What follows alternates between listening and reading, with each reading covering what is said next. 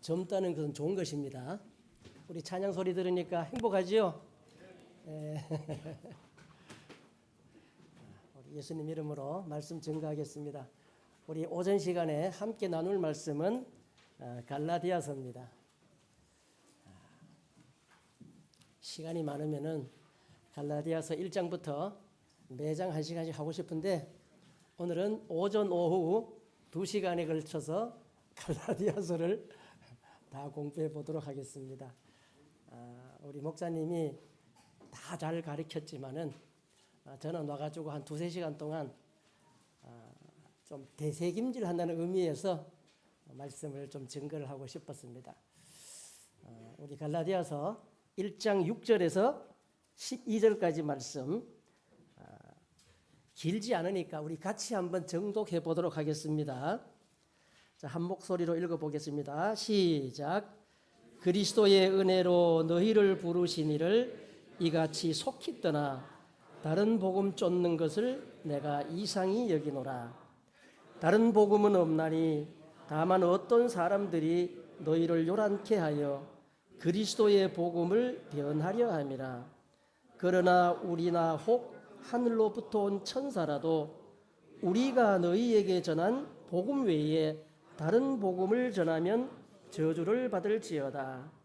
우리가 전에 말하였거니와 내가 지금 다시 말하노니 만일 누구든지 너희의 받은 것 외에 다른 복음을 전하면 저주를 받을지어다. 이제 내가 좋게 하랴 하나님께 좋게 하랴 사람들에게 기쁨을 구하랴 내가 지금까지 사람의 기쁨을 구하는 것이 어떠면 그리스도의 종이 아니니라. 형제들아 내가 너희에게 알게 하노니 내가 전한 복음이 사람의 뜻을 따라 된 것이 아니라 이는 내가 사람에게서 받은 것도 아니요 배운 것도 아니요 오직 예수 그리스도의 계시로 말미암은 것이라. 아멘. 여러분들 참 예수 교회의 성도가 된 것이 감사합니까? 대답이 조금 그렇네요, 그죠? 언젠가부터 우리 가 목사님이 오시면서 그런 질문을 여러분들 많이 들었고 저도 많이 들었고 또 대답도 많이 하고 있어요. 우리가 예수를 믿는 것은 취미생활이 아니에요, 그죠? 뭐 안식일날 심심하니까 노니까 교회 한번 가볼까?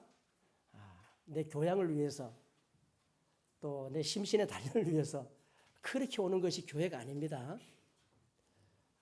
교회라는 것은 죽느냐 사느냐 하는 문제를 해결하러 오는 곳이에요. 우리가 성경 오늘도 나옵니다마는 복음이라는 단어가 나와요. 복된 소식이죠. 이 복된 소식은 한두 사람에게 해당되는 소식이 아니라 최소한 한 국가가 한 나라가 모든 사람이 즐거워할 만한 이상의 소식. 성경 속의 복음은 모든 인류가 기쁨을 누릴 수 있을 만한 소식이어야 돼요. 어느 누구 한 사람도 에이 나는 그거 싫어 이러면은 그것은 성경 속의 복음이 아니에요. 복음이 뭡니까? 베드로 사도는 로마서에서 복음을 설파하면서 1장 1절부터 3절까지 보면은 3절에 보면은 복음은 뭐뭐이다. 복음이 뭐라고요? 뭐뭐이다. 뭐뭐가 뭡니까? 예수 그리스도이다. 우리 로마서 1장을 잠깐 살펴보고 돌아오도록 하겠습니다. 제가 읽어드릴게요. 1장 1절부터 보면은요. 예수 그리스도의 종 바울은 사도로 부르심을 받아 하나님의 복음을 위하여 택정함을 받았다. 바울 사도는 로마서를 쓰면서 첫 마디에 뭐라 그래요? 복음 때문에 내가 택정함을 받았다. 내가 선택됐다는 거예요. 이 복음은 하고 복음을 설명하는데 복음이 뭐냐? 하나님이 선지자들로 말미암아 그의 아들에 관하여 성경에 미리 약속하신 것. 이 아들로 말하면 육신으로는 다윗의 혈통에서 나셨고 성결의 영으로는 죽은 자 가운데서 부활하여 능력으로 하나님의 아들로 인정되셨으니 곧 우리 주 예수 그리스도시니라. 뭐 소도가 많았습니다만은 이 복음이 뭐라고요? 곧 우리 주 예수 그리스도시라. 근데 예수 그리스도는 누구냐? 육신적으로는 다윗의 혈통에서 났고 성결의 역으로서는 죽은 자 가운데서 부활하여 능력으로 하나님의 아들로 인정되신 자라는 거예요. 이것이 복음이에요. 그래서 예수님이 살아계실 때 내가 곧 길이고 진리고 생명이다. 나로 말미암지 않고는 아버지께로 올 자가 없다고 단언하셨어요. 이건 엄청난 선언이에요. 그런데 오늘 우리가 갈라디아서에 보니까 이 갈라디아라는 지방은 지금의 그 터키 지방입니다. 지금 트루케라 그러는데 소아시아 반도라고 불리는 그 땅에서 복음을 전파했던 거기에 세워졌던 교회들이에요. 갈라디아 그러면은 큰 지역이에요. 경상북도, 뭐 전라북도 하듯이 아자가 붙으면 큰 지역이에요. 거기에 있는 교회들이 1차 전도 여행을 하면서 세웠던 교회들이에요. 그런데 몇 년이 지나지 않아가고 소식을 들어보니까 바울이 전해준 그 예수 그리스도의 복음이 어떻게 됐다고요? 다른 복음으로 변질이 되었다는 거예요.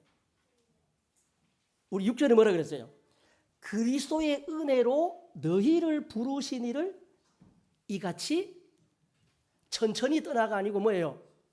속히 떠나. 다른 복음 쫓는 것을 내가 이상하게 생각한다. 이상하다는 단어는요, 야, 그러면 안 되는데. 그렇게 하면 이 정도가 아니라 엄청 실망하는 단어예요. 그건 안 된다는 거예요. 이걸 우리가 확실히 아셔야 돼요. 오늘 사실 오전 시간에 좀 드리고 싶은 말씀은 우리 교회관이나 또 구원관에 대해서 제가 강범위하게 말씀드릴 수가 있어요. 여러분들 막 앞뒤로 왔다 갔다 하더라도 정신 바짝 차리고 좀 탐은 하나라도 이해를 하고 넘어갔으면 좋겠어요. 우리 감목자님 하다 말았는데 그런 질문을 우리 한동안 많이 받았어요. 교회에 대해서 참예수 교회는 구원받는 교회이다. 맞아요, 틀려요? 그렇게 질문하는 거하고 우리 참예수 교회는 구원받는 교회이지만은 유일하지는 않다. 비슷한 질문 같죠? 그렇다면 그 질문 속에는 참예수 교회 외에도 다른 교회도 구원이 있다는 거예요. 세 번째 질문은 뭐예요? 참예수 교회는 유일한 구원받는 교회이다. 질문이 비슷한 것 같은데도 의미는 완전히 달라요. 여러분들은 첫 번째, 두 번째, 세 번째 어디에 동의하십니까? 이거 굉장히 중요한 질문이에요. 요즘은 많은 정보나 지식이나 이런 것들이 넘쳐나는 시기예요. 목사님들이 설교할 때 굉장히 힘들다 그래요. 젊은 목사님들이. 왜 그러냐니까 뭐 찾아보면은요, 목사님 설교보다 더 좋은 막 성경의 내용들이 뭐 해석들이 너무 풍부하다는 거예요. 그래서 과연 목사님들이 전하는 그 복음의 참예수 교회의 진리가 정말로 유일하고 구원받는 교회가 맞는가? 아마 이 자리에 계신 분들도 혹시 의심하는 분들이 있을지도 몰라요. 이걸 우리가 잘 생각을 해봐야 돼요. 오늘 베드로 사도가 갈라디아 지방에 편지를 보내면서 인사말을 하면서 바로 하는 말이 뭐예요? 하나님의 은혜 가운데 복음을 받아들여가지고 내가 구원에 이르렀다고 하는 그 복음을 받았는데 전해줬는데 내가 들어보니까 어떻더라? 다른 복음을 쫓는다는 소식이 들리니까 내가 미치고 환장하고 팔딱 뛰겠다는 거예요. 웃으면 안 되는데. 그러면서 한 얘기가 뭡니까? 다른 복음은 없다 그랬어요. 진리라는 것은 둘이 될 수가 없어요. 유일하다는 거예요. 뭐 누가 그랬다죠? 선생님이 1 더하기 1은 2입니다 하니까 선생님 틀렸는데요 그래. 왜 틀렸어? 그러니까 물 2컵을 가져와가지고 한 컵이 들이부으니까 몇 컵이 됐어요? 하나부터 더하기 하나는 몇입니까? 맹하나네요 그랬어요. 이거 세상의 이치입니다. 여러분도 수학이라는 것은 우리 사람들이 정해놓은 규칙이에요. 그러나 하나님의 진리는 예외가 없어요. 다른 복은 뭐라고요? 없다는 걸 알아야 돼요. 우리가 하나님 앞에서 복 받는 얘기를 많이 하지만은 복 받는 얘기 이면에는 무슨 얘기가 또 있어요? 복의 반대 개념이 뭘까요? 오늘 또 나와요. 저주가 있다는 사실을 기억하셔야 됩니다. 자, 우리가 좀 멀리 올라가 가지고 에덴 동산에 아담과 하와가 살 때 거기에 악이 있었을까요? 없었을까요?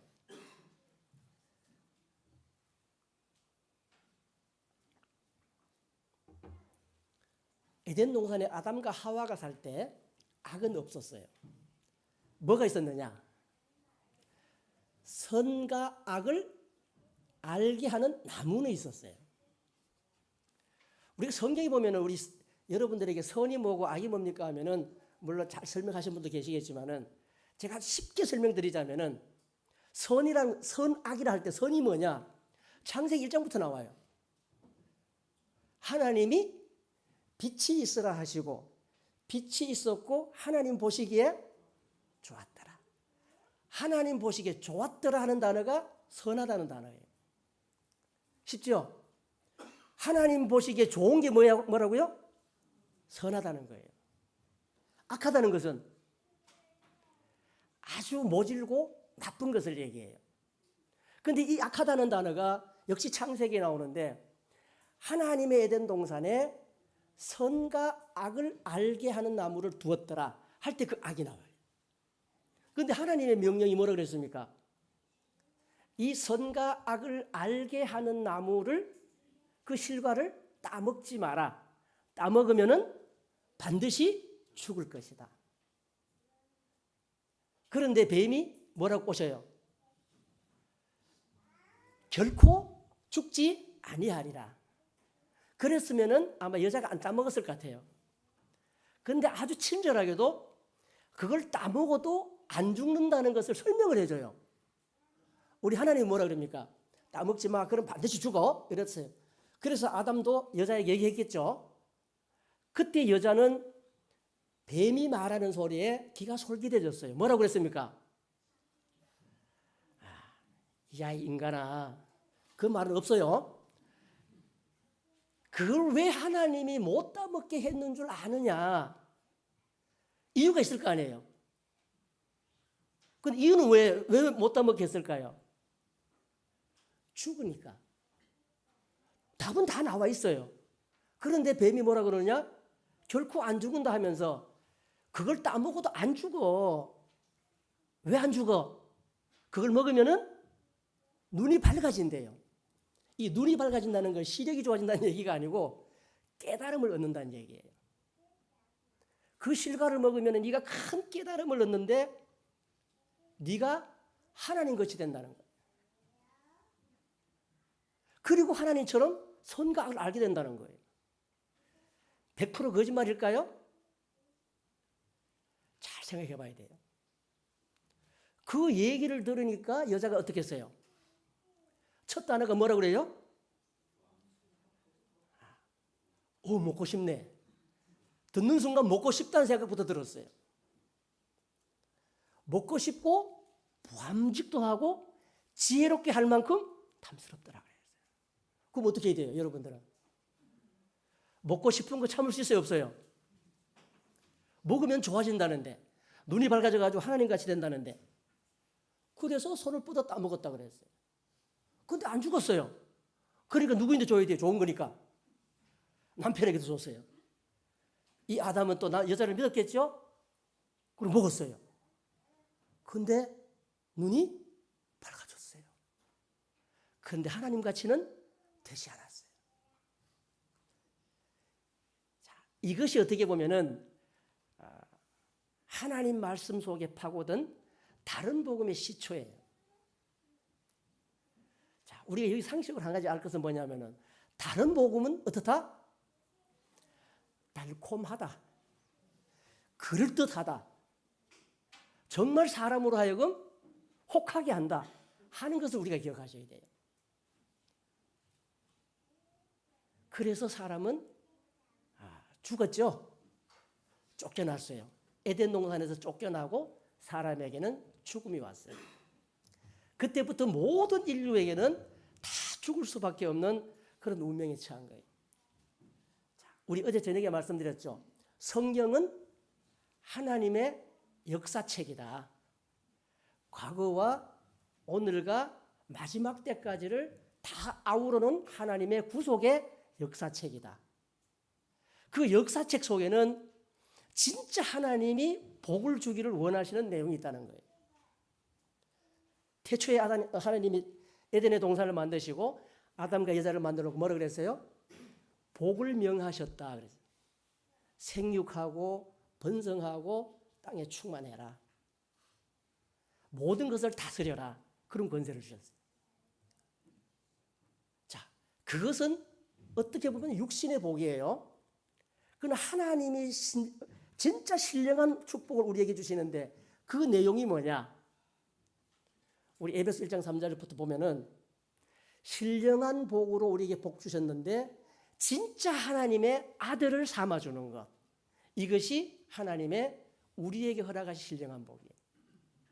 하나님의 참된 자녀. 하나님은 죽지 아니하시는 분이에요. 생명 가운데 거하시는 분이에요. 그러면 그 자녀도 당연히 죽지 않아야 되겠죠.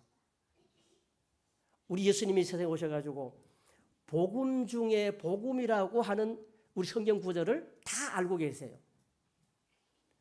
하나님이 세상을 이처럼 사랑하사 독생자를 주셨으니 이는 저를 믿는 자마다 멸망치 않고 영생을 얻게 하려 하십니다.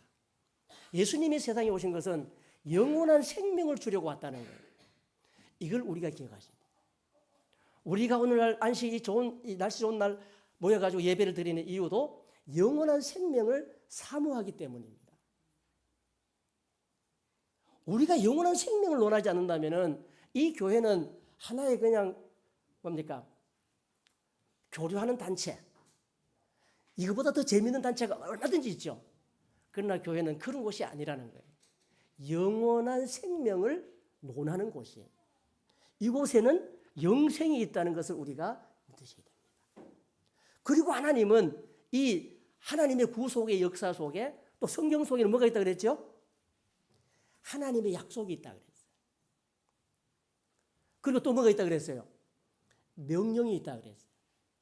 근데 이것을 하나하나 설명하자면 또 시간이 길지만은 하나님의 명령이 떨어지면은 순종해야 된다, 순종하지 않아도 괜찮다. 어떻게 해야 됩니까? 순종해야 돼요. 근데 순종하지 않으면 어떻게 한다 그랬어요? 구약 성경 보면 저주라는 단어가 의외로 굉장히 많이 나와요. 우리가 믿음을 지키고 안 지키고 떠나가지고 죽느냐 사느냐 문제 중간은 없어요. 마지막 구속의 때가 되고 우리 하나님이 심판자로 오셔가지고 재판할 때 저는 예수님 이름 들어보도 못했는데요. 그러니까 저는 재판하는데도 제 이름 좀 빼주세요. 가능해요, 안 가능해요? 그런 법 없습니다. 죽느냐 사느냐 하는 거예요. 이것을 우리가 기억하셔야 됩니다. 오늘 복음 얘기하다가 지금 멀리 갔어요. 우리 성경 역사를 보면은 하나님의 구속사의 주 역사를 보면은 구약은 창세기 12장부터 하나님이 누구를 불러내십니까?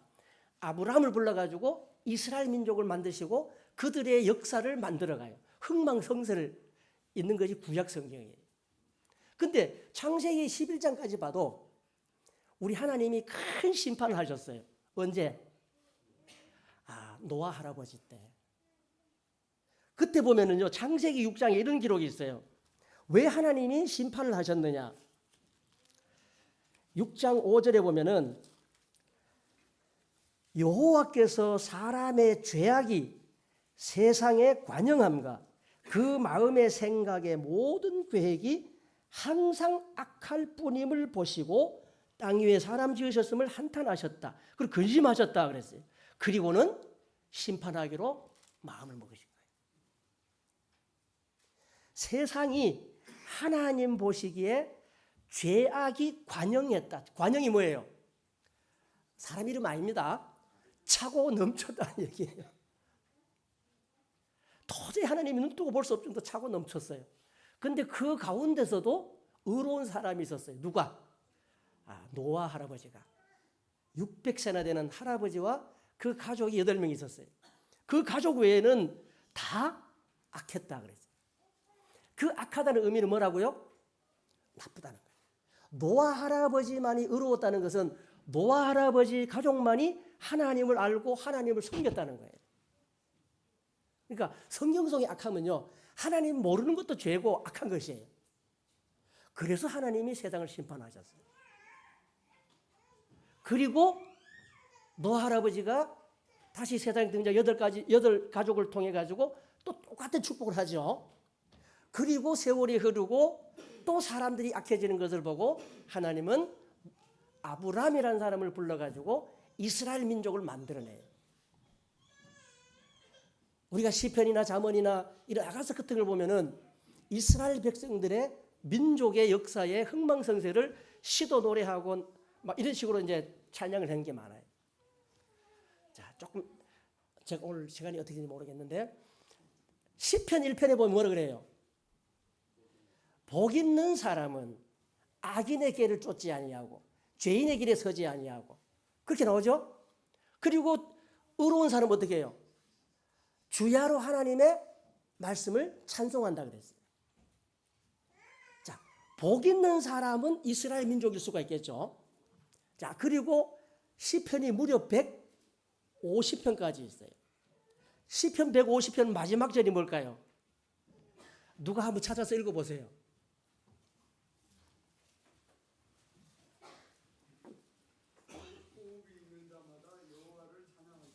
예, 시편 150편이 6절까지 있나요? 예, 1절부터 6절까지 보면은 계속 매 절마다 뭐예요?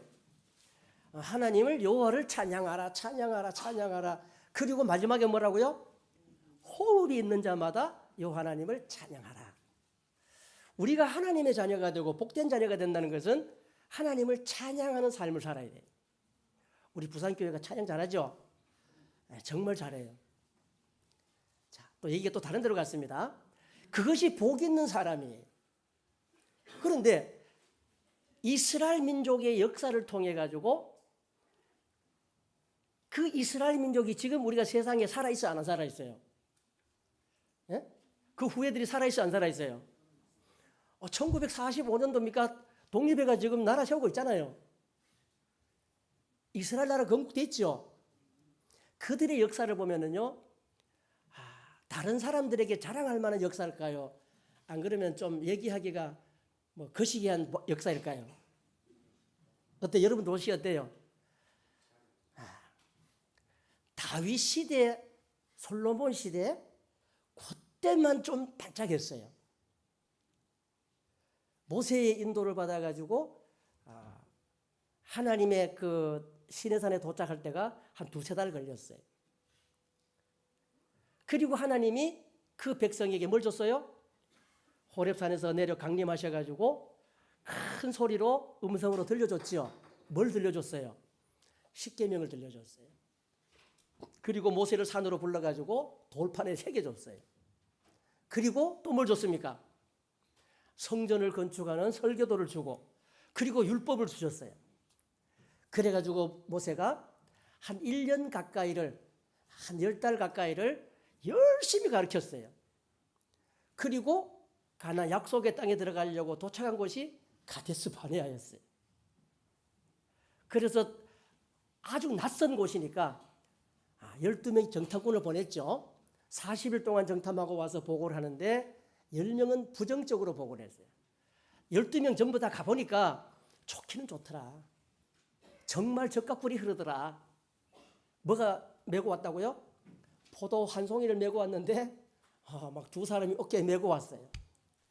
좋긴 좋은데 근데 비어있는 땅이 아니더라는 거예요. 거기는 아주 그냥 강장대한 거인족들도 살고 그들이 그 구축해 놓은 성들을 보니까 너무 견고하더라. 덩치도 어마어마해가지고 우리가 가서 이렇게 비교해 보니까 우리 먹었더라? 메뚜기 같더라. 누가 열받았어요? 여호수아 갈렙이 열받았죠. 뭔 소리 하냐? 우리 하나님이 주시기로 한 땅인데 우리가 들어가자. 근데 이스라엘 백성들이 10명의 정탐꾼들의 말을 듣고 울고불고 난리가 났어요. 결국 거기서 안 들어갔어요. 진짜 하나님 화가 났어요. 그래서 그 백성들을 광야로 내모은 거예요. 그리고 몇 년 동안 출애굽 이후 40년 동안 38년 동안을 광야 생활을 하게 했어요. 그리고 모세가 빡세게 교육을 시켰어요. 몇 년 동안? 38년 동안. 그러니까 이제 애굽에서 나왔던 20세 이상 된 사람 다 죽고 젊은 사람들이 장성해서 하나님의 백성이 되었어요. 그리고 모세도 죽고 여호수아의 인도를 받아가지고 들어가게 됩니다. 그런데 우리가 여러분들 신명기서를 한번 자세히 읽어볼 필요가 있어요. 거기 보면은 모세가 당부하는 내용이 나오는데 신명기는 뭐라고요? 어떤 우리 모친이 그러더라고. 신신당부하는 내용이 신명기서예요. 맞아요. 뭐라고 신신당부합니까? 너희들이 하나님이 주신 그 약속의 땅에 들어가면은 제발 하나님 말씀 좀 순종하고 살아. 이것이 신명기에 흐르는 주제예요. 한번 읽어보세요. 너희들이 40년 동안 광야 생활하면서 물도 없고 음식도 없는 곳에서 하나님은 하늘에서 뭘 내려줘요? 듣도 보도 못한 만나를 내려서 그 백성을 먹여 살려요. 바위를 터쳐가지고 생명수를 공급해 줍니다. 그리고 40년 동안 의복이 해지지 않았어요. 신발이 안 떨어졌어요. 그런 옷 입고 싶습니까? 지겹겠죠? 그러나 살아가는 아무 걱정거리 없어요. 그렇게 너희들을 먹이고 입히고 살린 이유를 아느냐? 모세 그렇게 물어봐요. 뭐라고 대답합니까? 하나님이 너희를 그렇게 하신 이유는 뭐냐? 너희가 하나님의 말씀을 잘 듣는지 안 듣는지 보려고 했다. 저 그렇게 성경에 신명기 8장에 써 있어요. 자, 그리고 들어갈 때 여호수아를 통해 가지고 가나안 땅에 사는 모든 족속 7족속을 뭐 하라? 진멸하라 그랬어요. 자, 제가 좀 빨리 설명드릴게요. 여리고성 쳐부술 때 이스라엘 백성들이 한 게 뭐가 있어요? 소리 한번 세게 지른 거. 7바퀴 돌고 난 다음에 소리 질러 그러니까 소리 질렀어요. 그러니까 무너졌어요. 두 번째 성이 뭐였어요? 아들만 산다고 아이성이 아니라 좀 작은 성 이름이 아이성이었어요. 그런데 밑에 사람들이 보고하기를 정탐을 해보니까 조그마한 성인데 우리가 올라가서 충분히 점령할 수 있습니다. 그랬어요. 그래가지고 한 3,000명을 보냈는데 어떻게 됐어요? 36명이 죽고 전쟁에 지고 도망을 왔어요. 난리가 났어요. 그래가지고 여호수아부터 막 울고불고 이제 하나님 기도하니까 야들아 너희 중에 죄악이 있어서 너희가 이기지를 못했다 그랬어요. 그래가지고 막 뽑았지요? 막 뽑아보니 누가 뽑혔어요? 아간이 뽑혔어요. 그래서 그 죄악을 싹 제거하니까 하나님이 이렇게 저렇게 해가지고 또 전쟁에 올라가서 이겼어요. 그 다음에 어떻게 됐습니까? 가까이 사는 기브온성 주민이 어떻게 해요? 히비 족속인데 파리 썬 것처럼 꾸며가지고 막 신발도 다 떨어진 거 신고 그냥 막 음식도 부패한 걸 들고 와가지고 앞에 엎드려 뭐라 그래요? 우리가 당신들 소문을 듣고 멀리서 왔는데 우리를 종으로 삼아 주십시오. 그러면서 막 엎드리니까 어떻게 해요? 그런가 하고는 어떻게 했습니까? 조약을 체결을 했어요. 장로들과 함께 하나님 이름으로 계약을 했어요. 3일 뒤에 떡 보니까 어디 사는 놈들이에요? 아주 가까이 사는 사람들이었어요.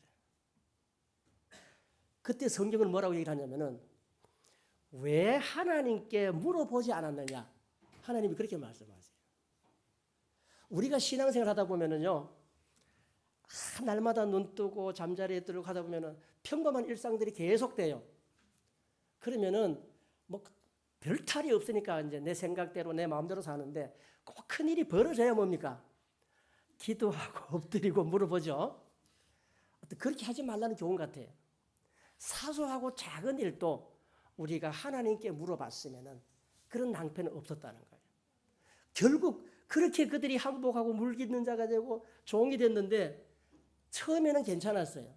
결국에는 뭐가 되고 그 사람들이 이스라엘 백성들의 옆구리에 가시가 됐다. 사사시대가 끝나고 사사시대에 설명 안 할게요. 하여튼 골치 아픈 백성들이에요. 그냥 조금만 틈만 주면 하나님께 뭐합니까?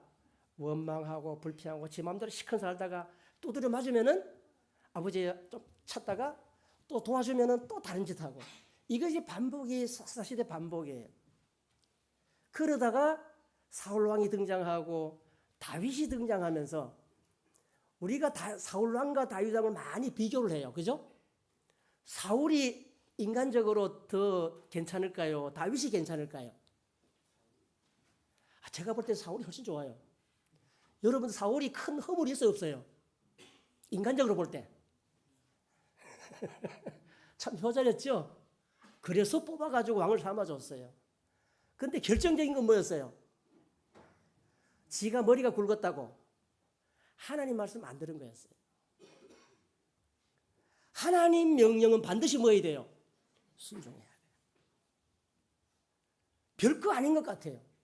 전쟁 나갈까요? 나가시오. 가는데 이기면은 그 사람들 다 죽이시오. 아고 어리고 어시 다 죽이고 오세요 했는데 그러니까 하나님이 함께하니까 쉽게 이겼겠죠? 그런데 하나님이 선지자를 통해 뭐라 그래요? 야야 큰일 났다 빨리 가봐라 그랬어요.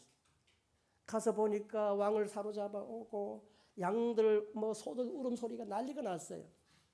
그래서 왕이 왜 이랬습니까 하니까 뭐라 그래요? 다윗 끝에서만 아이고 잘못했습니다 엎드렸을 텐데 사울은 뭐라 그래요? 저도 체면이 있지 않습니까? 저 양들이 뭔 죄가 있어요? 양이 죄가 있어요 없어요? 적국의 사람들이 먹이는 양들이 뭐 소들이 죄가 있어요 없어요? 어차피 우리가 하나님께 제사 드릴 건데 백성들이 가져오자 그랬지다. 전쟁이란 것은 왕을 사로잡으면 죽이는 것보다 더 공이 커요. 거기서 마음을 돌이키지 않았어요. 사울은 회개하지 않았어요. 거기서 나온 유명한 말이 뭡니까? 순종이 제사보다 낫다. 하나님의 명령을 거역하는 것은 사신 우상에게 제사 드린 것 같다. 당신이 하나님을 버렸으니까 하나님은 당신을 버렸습니다. 하나님이 그 마음을 바꾸질 않았어요. 그래서 그 선지자가 사울을 위해서 밤새도록 울었지만은 끝났어요. 그냥. 그리고 전쟁터에 나가서 비참하게 죽었죠. 그리고 다윗이 목동에서 왕이 됐어요. 자라가지고. 사울왕은 어떤 인간적인 허물은 별로 없었어요. 그죠? 솔직히. 다윗은 뭐예요? 따지고 보면은 자식도 많았고 아내도 많았어요. 그냥 자식 간에 그냥 막 이상한 막 사건도 벌어지고 지기기도 하고 그냥 도망가기도 하고 어떤 놈은 그냥 아버지 반란 일으켜가지고 아버지 쫓아내고 막 죽이려고 하다가 실패하고 완전 콩가루 집안 같은 그런 분위기가 많아요. 그런데 그런 잘못이 벌어질 때마다 다윗은 선지자를 통해서 자기의 잘못을 지적당할 때마다 뭐였어요? 참 하나님 앞에 엎드렸어요. 회개했어요. 우리가 세상을 살다 보면은 크고 작은 잘못을 하나님 앞에 많이 하게 됩니다. 그때 우리에게 필요한 것은 뭐라고요? 엎드려서 회개하는 거예요. 우리 요한일서에 보면 그런 말이 있어요. 내가 죄 없다 하면은 하나님을 거짓말하는 자라 그랬어요. 우리가 거듭나서 하나님의 자녀지만은 아직 육신을 가지고 살기 때문에 많은 잘못을 하게 돼요. 그러나 그것이 성경의 말씀과 비추어서 잘못된 것이 드러나면 어떻게 된다고요? 회개하고 엎드리라는 거예요. 그러면 하나님은 참되시기 때문에 모든 것을 용서해 주신다는 거예요. 오늘 우리가 갈라디아서를 통해 가지고 복음을 받았어요. 바울을 통해 가지고 복음이 전파되었어요. 그런데 다른 복음이 들어왔어요. 복음하고 비슷한 얘기죠. 우리 결정적으로 또 다른 복음에 대한 한 가지 말씀드리자면은 레위기서 9장 후반부하고 10장 1절 2절에 보면은 아론이 제사를 드릴 때에 하나님이 불이 나와 가지고 제물을 태워 올라가요. 그래서 백성들이 막 놀라고 그냥 엎드렸어요. 근데 10장 1절에 바로 들어가면은 아론의 아들이 4명 있었는데 나답과 아비후라는 사람이 첫째 아들, 둘째 아들이에요. 제사장이 됐어요. 그런데 뭐라고 설명이 되냐면은 다른 불을 가져다가 제사를 드렸는데 하나님의 불이 나와서 두 사람을 태워 죽였다 그랬어요. 하나님 명령합니다. 슬퍼하지 마라. 그리고 셋째 아들 엘르아살과 넷째 아들을 제사장으로 삼아요. 이스라엘 백성의 제사장이면은 엄청난 겁니다. 아론은 대제사장이에요. 첫째 아들, 둘째 아들이에요. 근데 하나님의 불이 제사 드릴 때 정해놓은 불이 있는데 그 불 말고 다른 불을 가져다가 제사를 드렸어요. 그런데 불에 타서 죽었어요. 우리가 하나님 앞에서 말씀에 굉장히 우리가 조심해야 됩니다. 진리라는 것에서 틈을 주면 안 돼요. 요 정도는 괜찮겠지. 요쯤까지는 하나님 이해해 주시겠지. 그러다 보면 그 틈이 벌어질 수가 있어요. 그러면 진리가 어느 순간 변질됩니다. 초대 사도교회가 완전히 무너졌어요. 갈라디아서부터 시작, 고린도 전후서부터 시작해가지고 모든 편지서의 내용을 보면은 좋은 내용은 별로 없어요. 전부 교회에 대한 염려와 걱정과 부탁과 안타까움과 이런 걸로 전철되어 있어요. 우리 어제 저녁에 베드로 사도 얘기를 했습니다마는 베드로 전서 후반부터 보고 후서에 가면은요 베드로 사도의 안타까움이 그냥 말을 할 수가 없어요. 바울의 편지도 마찬가지입니다. 이 갈라디아서가 고린도 전후서를 시작해가지고 굉장히 일찍 쓰여진 편지예요. 바울 사도가 복음을 전파했는 게 1차, 2차, 3차 전도 여행 끝나고 로마 여행까지 가는 시간이 약 한 10년 정도 걸려요. 그랬는데 세 번째 전도여행 갔을 때 첫 번째 전도여행했던 지역인 이 갈라디아 지역에서 일어난 이 변화가 바울의 마음을 아프게 한 거예요. 우리가 전한 복음 그 외에 다른 복음이 활개를 치고 있다는 거예요. 그 다른 복음에 대해서는 또 제가 설명하자면 또 한 2시간 해야 되니까 생략을 하고 우리 사도들이나 또 바울이 전한 복음의 실체가 뭘까요? 복음이 아까 예수 그리스도라 그랬죠. 자, 그걸 좀 더 구체적으로 요게 진짜 복음의 핵심이다 하는 성경 구절을 찾으라고 하면 어디 있을까요? 그것만 알고 있어도 우리는 굉장히 큰 힘이 돼요. 사도행전 2장에 보면은 오순절 성령이 내려요. 그 전까지 사도들도 아직까지는 예수님이 구세해 준 것은 맞는데 어떤 구세해 준지에 대한 확신이 없었어요. 근데 오순절 성령을 받고 난 다음에 베드로가 뭐합니까? 처음으로 설교하죠. 그러면서 예수님을 그리스도로 그렇게 하나님이 확정했다. 그렇게 설명합니다. 예수가 우리의 진짜 그리스도가 되셨다. 구원자가 되셨다. 그러니까 그 둘러섰던 수천 명의 사람들이 질문을 합니다. 베드로야, 그러면 우리가 어떻게 하면 좋겠느냐? 그때 베드로의 첫 대답이 뭡니까? 회개해라. 모든 세상 죄인들은 다 죄인이기 때문에 회개해라. 여기에 걸림돌이 걸리면은 더 앞으로 못 나갑니다. 왜? 나는 죄인이 아닌데 뭔 회개를 해? 이러면 방법이 없어요. 그 설명이 필요하겠죠. 회개하면 어떻게 돼요?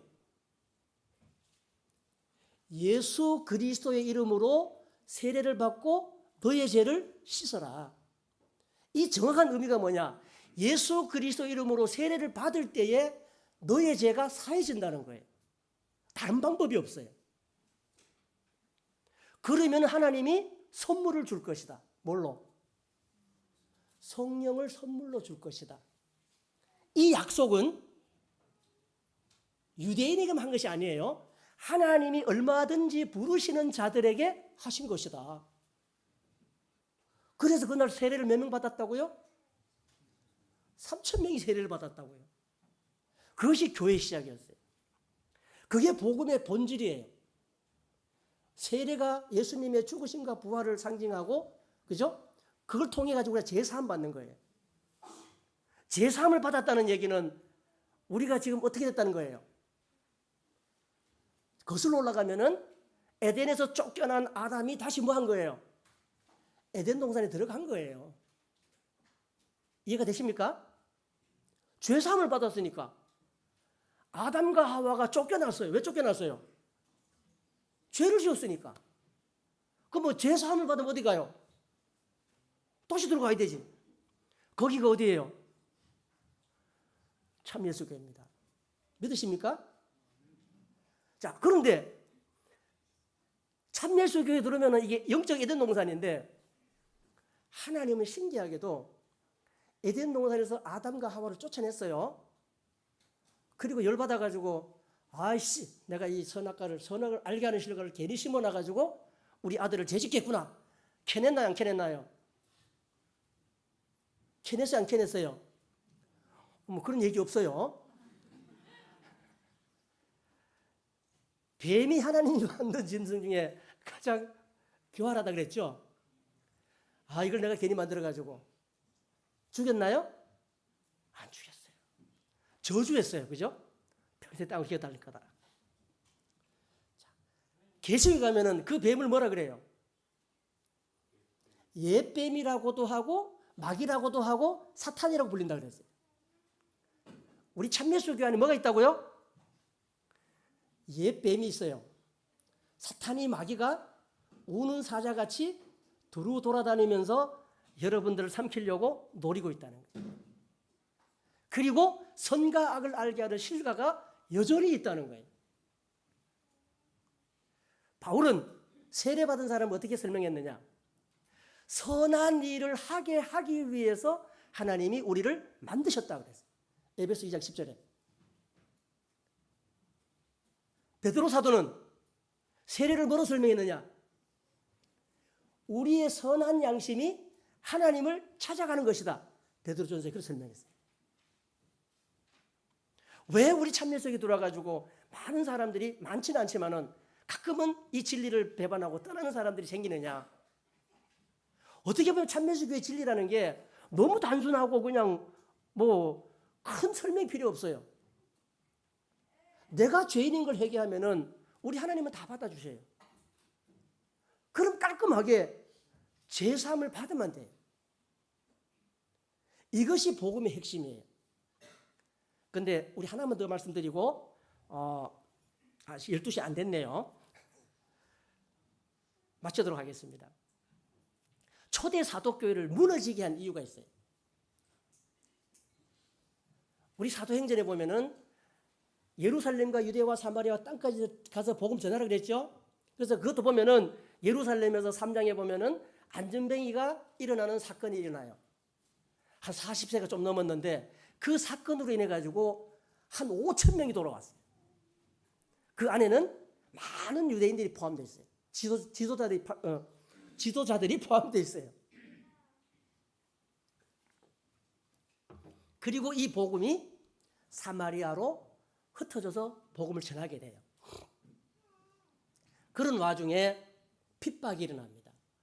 그때 등장하는 사람이 이 오늘 갈라디아서를 쓴 바울이에요. 사울이었죠. 근데 이 사울은 참 우리가 동질감을 느끼는 게 동시대 예수님과 함시대를 살았지만은 예수님을 만난 적이 없어요. 믿은 적이 없어요. 오히려 예수 믿는 제자들을 핍박하던 사람이에요. 이것도 아주 잔해했다 그래 자기가. 스데반이 죽을 때 뭐 했습니까? 지도자 막 대장 역할을 했어요. 그리고 다메섹까지 가서 예수 믿는 사람을 잡으러 가기도 했어요. 그러나 하나님의 은혜로 예수님의 음성을 듣고 만나지요. 그리고 눈이 멀고 직가라는 거리에 들어가서 3일 동안 금식 기도를 합니다. 그리고 아나니아가 와서 안수하는 장면을 환상으로 봐요. 그리고 아나니아가 들어와가지고 안수를 하고 눈이 떠졌어요. 그리고 아나니아로부터 예수님을 소개받았어요. 성령이 충만했어요. 뭘 해야 될까요? 제일 먼저 한 것이 일어나 세례를 받았다 그랬어요. 그리고 돌아서서 어떻게 했어요? 다른 유대인들을 향해서 예수를 복음을 전하다가 죽을 위기가 되어가지고 고향으로 일단 후퇴를 했었어요. 그리고 난 다음에 바나바가 수년이 흐른 다음에 데리고 왔어요. 그리고 어디로 갑니까? 수리아에 있는 안디옥에 가서 1년 동안 열심히 복음을 전했어요. 그래서 그 동네 사람들이 그 사람들을 보고 어이 그리스도인들, 이게 꼭 그런 얘기예요. 비꼬는 얘기예요. 예수밖에 모르는 놈들, 저놈들은 눈만 뜨면 예수 얘기만 해. 이게 사실 크리스찬이라고 불렀다는 얘기예요. 거기를 본거지를 삼고 복음을 전파하러 가는 것이 사도행전의 후반부 내용이에요. 1차, 2차, 3차 전도여행을 다니고 그리고 마지막에 로마로 가죠. 자, 그런 과정 가운데 바울은 복음의 핵심을 전하는데 다른 얘기 안 해요. 회개하시오, 세례 받으시오. 그럼 하나님이 성령 주실 겁니다. 그리고 그것을 전하는데 자기의 간증을 제일 많이 해요.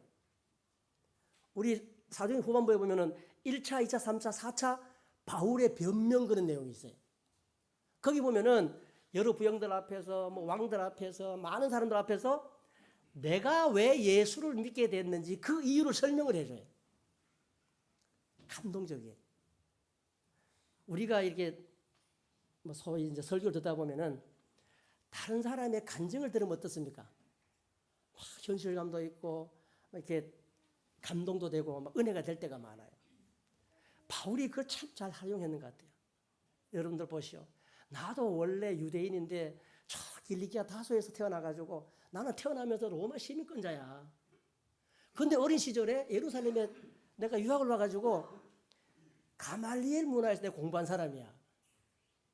가말리엘은 지금도요 유대 랍비 중에 3대 랍비 중에 한 사람이에요. 나? 율법이 흠이 없어. 이렇게 말할 사람 성경에는 거의 없어요. 율법이 13가지나 된대요. 요거는 하고 요거는 하지 말라는 것들이 있는데 거기에 자기가 흠이 없을 정도였대요. 엄청난 유학자였어요. 나는 바리새파 중에 바리새파야.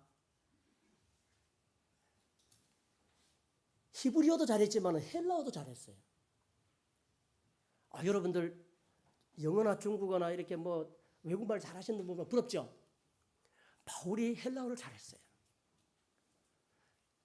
율법에 정통했어요.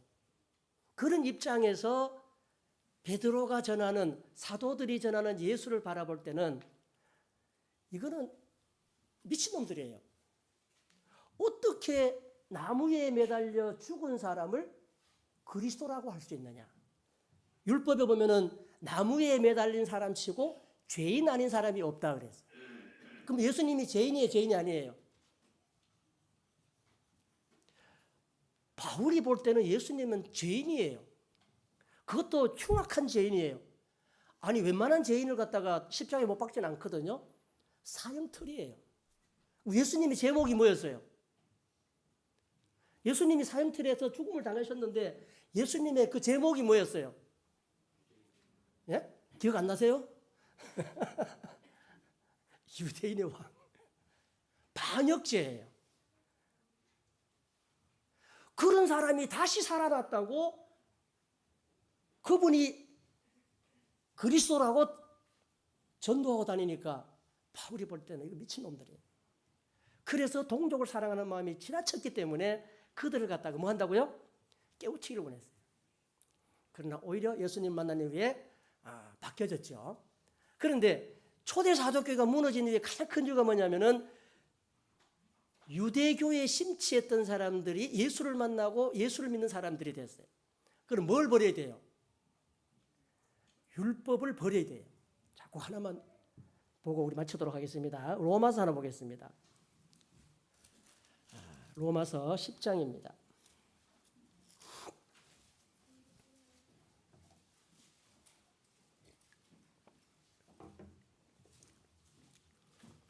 조금 길게 하는 거 이해해 주시기 바랍니다. 로마서 10장 3절부터 봅니다. 하나님의 의를 모르고 자기 의를 세우려고 힘써 하나님의 의를 복종치 아니하였느니라. 앞에 보면은 유대인들이 그렇다는 거예요. 그리스도는 모든 믿는 자에게 의를 이루기 위하여 율법의 마침이 되시니라. 모세가 기록하되 율법으로 말미암는 의를 행하는 사람은 그 의로 살리라 하였거니와 믿음으로 말미암는 이는 의는 이같이 말하되 내 마음에 누가 하늘에 올라가겠느냐 하지 말라 하니 올라가겠느냐 하면 그리스도를 모셔내리는 것이요. 다시 말하면은 율법을 지킨 사람들은 율법으로 의를 넣어야 되는데 그건 도저히 사람이 지킬 수 없는 것들이에요. 그래서 율법을 알면 알수록 죄를 사함받는 것이 아니라 뭐라고요? 앞에 설명 보면은 죄가 더 드러난대요. 법 공부 많이 한 사람들은 골치 아파요. 왜? 이게 죄인 줄 모르고 내가 살았는데 법을 알고 보니 이건 뭐예요? 죄네? 이것도 죄네? 아는 것은 죄 사함 받는데 힘이 되는 건 아니에요. 알 뿐이지 죄가 사해지는 게 아니에요. 그런데 유대인들은 모세를 통해 준 그 율법을 버리지를 못했어요. 그 사도행전 15장에 보면은 안디옥인 수리아에서 그 복음이 전해지고 이방인도 복음 받았다는 얘기를 듣고 예루살렘에 있는 사람들이 와서 뭐라고 그러느냐? 참 잘했어. 그런데 예수도 믿어야 되지 뭐 해야 된다? 율법도 지켜야 돼. 율법 지키려면 뭐 해야 돼요? 할례도 받아야 돼. 그러니까 난리가 난 거예요. 그래서 예루살렘 총회에서 정리를 해가지고 다 정리를 했어요. 율법 필요 없다. 자, 이방인들에게는 뭐 하면 된다? 뭐 우상에 뭐 바친 거, 뭐 피 흘린 거, 뭐 이런 몇 가지 정해가지고 요것만 못하게 하자. 근데 율법이라 하는 게요. 그 대부분이 뭐냐면은 십계명도 율법이지만은 십계명과 율법은 좀 달라요. 십계명은 하나님이 친수로 써준 거예요. 이거는 혹시 다음에 한번 설명해 좋겠는데 이건 변기할 수 없는 거예요. 근데 율법의 대부분에 써진 것들은 뭐예요? 의식 제도나 또 제사 지는 제도 뭐 이런 그런 것들이 많아요. 그런 것들은 예수님이 오시면 다 성실한 것들이에요. 그래서 그걸 이제 폐했다고 얘기를 하는데 그 의를 모르는 유대인들은 예수를 믿으면서도 그것도 못 버리는 거예요. 예루살렘 총회에서 다 결정을 해가지고 이런 그건 필요 없다고 했는데도 그들은 끝까지 그걸 고수를 했어요. 그래서 계시록에 오면은 우리 7교회 보낸 편지 중에 뭐가 있어요? 그 유대인들의 회가 사탄의 회라고 지칭해요. 그 다른 복음이 결국은 초대 사도교회를 무너뜨렸어요. 오늘 우리가 본문에 나오는 다른 복음을 전하는데 바울이 피를 토하는 심정 그렇게 얘기를 합니다. 다른 복음은 없다. 우리가 너희에게 전한 복음 외에 다른 복음을 전하면은 저주받는다. 혹 우리나 하늘로부터 온 천사라도 혹 우리라는 말은 뭐예요? 사람은 변질될 수가 있어요. 바울도 변질될 수가 있겠죠. 처음에는 목자가 복음을 전했는데 나중에 이 목자가 선악을 알게 하는 실과를 따먹고 눈이 떠졌어요. 엉뚱한 것에 깨달음을 얻었어요. 그 길로 가면 어떻게 될까요? 그것도 망한다는 거예요. 저주받는다는 거예요. 그러니까 처음 사도들이 전한 그 복음 외에 다른 복음을 사도가 전하거나 천사들이 전해도 저주를 받을 것이다. 왜 우리 참예수교회가 유일한 구원받는 교회임을 강조하느냐? 처음 사도들이 전했던 그 복음을 우리가 받았고 배웠고 지켰고 전하기 때문에 거기에 더하거나 뺄 수가 없다는 거예요. 이걸 우리가 확실히 깨닫는다면 우리가 받은 이 복음이 얼마나 감사한 것인지를 우리가 알 수 있다는 거죠. 그런데 이 바울이 받은 복음은 사람에게 배운 게 아니라 그랬어요. 그렇죠? 사도들에게 배운 게 아니에요. 누구에게 배웠다고요? 우리 그 12절에 나오잖아요. 내가 사람에게 받은 것도 아니요 배운 것도 아니요 오직 예수 그리스도의 계시로 말미암은 것이다. 에베소의 편지를 보내면 똑같은 얘기를 했어요. 내가 받은 것은 예수님이 나에게 계시로 준 거다. 그런 사람들 많아요. 내가 예수님과 직통했던 사람 많아요. 근데 그런 사람들이 전하는 복음이 사도들이 처음 전했던 복음과 다르면 어떻게 돼요? 그거는 잘못된 거예요. 복음은 둘이 될 수가 없어요. 예수 그리스도 이름으로 세례를 받고 제사를 받으라 그러면 그게 복음의 실체예요. 이게 세월이 2000년 세월이 흘렀다고 발전할 수 있나요? 그런 건 아니에요. 오늘날 사도들이 전한 그 복음 위에 우리가 굳건히 섰기 때문에 사도들에게 내렸던 그 이른비 성령이 오늘날 늦은비 성령으로 거듭난 우리 교회도 충만하다는 거예요. 오늘 그 한 가지 제가 설명드리려고 그냥 처음부터 얘기를 많이 하셨어요. 여러분들 다른 복음은 없습니다. 사도들이 우리에게 전해준 그 복음, 그 복음 외에 아무리 미사여구를 붙이고 설명을 잘하고 뭐 유명한 사람의 뭐 말을 갖다 붙인다 하더라도 그것은 뭡니까? 다 다른 복음이에요. 자, 여기까지만 오늘 마치도록 하겠습니다. 우리 함께 찬송하겠습니다.